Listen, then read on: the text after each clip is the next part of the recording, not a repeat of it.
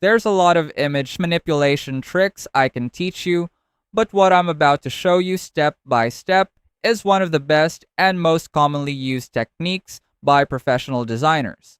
If you're a beginner, this is something you can easily add to your skill set as an aspiring pro Canva designer because it looks advanced but is actually very simple to do. And if you stay until the end, I'll also share how to access our totally free Canva crash course so you can keep learning more after this. The first thing you want to do is combine multiple frames to make an image look like it's popping out of them. This creates a layered, dimensional effect that instantly makes your design more dynamic. Start by going to the Elements panel and adding multiple frames. Around 3 to 4 frames is ideal. I recommend using basic frames so it won't be difficult when you start aligning the images across each frame. Once you have the frames on your canvas, arrange them however you like. You can line them up side by side, slightly stagger them, or overlap them a bit, depending on the style you're going for. After arranging the frames, head over to Uploads and drag the same image into each frame.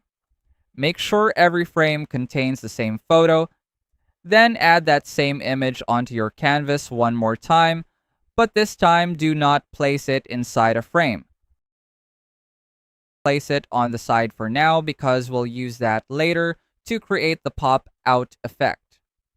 Now double-click on each frame one by one and carefully adjust the image inside while keeping everything aligned. The goal here is to make the photo look continuous across all frames, as if it's one large image that has been divided into sections. Take your time repositioning the image inside each frame so the subject lines up properly from one frame to the next. Once you're done aligning everything, drag the extra image we set aside earlier and position it on top of the frames. Now crop the edges of this top image carefully so it appears as if the subject is coming out from inside the frames. Focus on cropping the lower or side portions only and make sure you don't crop the upper part of the subject too much. Keeping the top portion intact helps maintain the illusion and prevents the design from looking messy or cut off. If you find this video helpful so far, please consider subscribing to help YouTube algorithm show my video to other people who want to learn Canva in the easiest way.